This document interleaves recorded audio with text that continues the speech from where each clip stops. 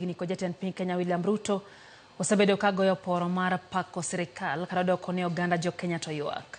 Jod bura matiati William Kamket no nyiso Ruto mondo mi odin ite na ywak mag jo piny ewi lal mag rawere makwedo sirikal kowacho ni Ruto nyalo telo mohewo higni 10. Hajafo marwa mar siasa Chris Owino leronwa Moko kuom josiasa no ma wuok nyaka e duond bura mar ODM dibed ni siasa mag goyo poro ne jatend piny kata piny rach duogo kose nade. Watu waache kiburi.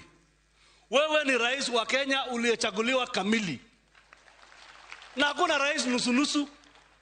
Kalia hiyo kiti vizuri. Second term utaingia. Na wakicheza, rais unajua mimi natoka kaunti ya 24. Kaunti ya Baringo, sisi ndio tunajua mambo ya 24 years.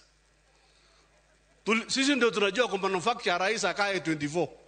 Mae e kwaya mar pako kendo kweyo chuny Jatend piny William Ruto kod josiasa machiegni kode e kinde ma oganda jo Kenya to ywak ewi midhiero ma sirikal mar Kenya Kwanza opong'ogo korgi. Kata odoko ni jodongo kod mine winjo lit ewi lal mar nyithindgi e yo ma ok ong'ere e lwet joma sirikal otamore yango kata ong'eyo, jotelo mane jopiny oyiero mar kedo ne ratichgi ema koro goyo ajawa mar pako sirikal e kinde ma onego gichung' kod jopiny kendo nyiso sirikal adier. Dibed ni kwaya mag wero kendo pako jatend piny duogo pacho kae kose. Magi gin jok ma goyo poro ni jatelo ma ok giparo ni gima gigoni oporo ni en gima ber ni jok ma gitelo ni kose ok en gima ber. Koro mae osebedo kadhi nyime chakre ndalo Moi to norume kidogo ndalo mane Kenya Kibaki okawo telo nodok piny to koro sani waneno ka kendo koro medore. Kwaya margi josiasa go kotelne kod jod bura matiati William Kamket kod nyawadgi ma Kapseret Oscar Sudi osebedo ka thieno ne jopiny ni jatend piny William Ruto idhi yiero kendo e yiero mar 2027 ka bende gibuogo ni onyalo tiyo mohewo higni 10 ma katiba oyango. Seneta ma Nairobi Edwin Sifuna kod jagoro mar Jubilee Jeremiah Kioni wacho ni magi gin ranyisi ni jatend piny William Ruto kod kweth mare oseywayo ng'ich ewi yiero mar 2027. Those comments are coming from a place of fear. Now they're afraid that time has run out. They know the government is extremely unpopular.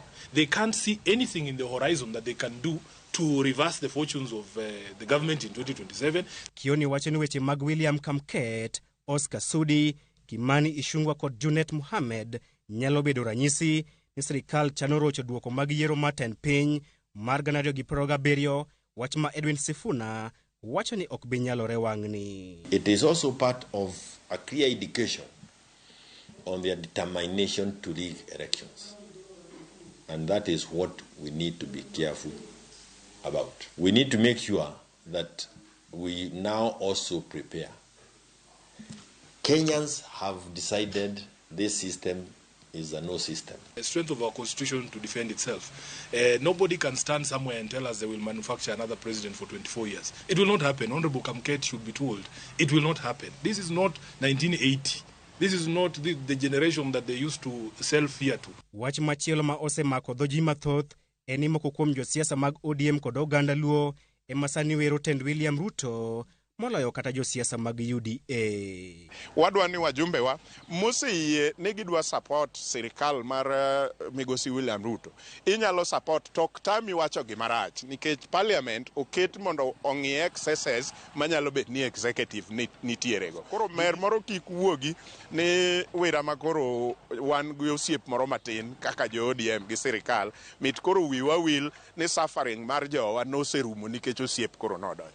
Nitiere yierruok ni duogo mar siasa magoyo poro ne jatend piny kata e kinde ma jopiny winjo matek nyalo duoko piny Kenya e telo mar mudho kod agoko mar duond bura mar KANU. Higni 33 bang' chuny oganda jo Kenya jony kod kwaya mag pako jatend piny kata e kinde ma piny Kenya ochomo e bugo, kwaya maketgi mago kendo osieko e bwo jatend piny William Ruto.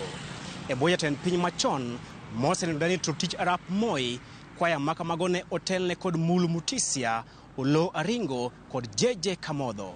E kindeni kwayano otelne kod Junet Mohamed, Kimani Ichung'wa kod Oscar Sudi. Dibed ni mai tingero ni jotugo gin maka to lewni ema giloko kose.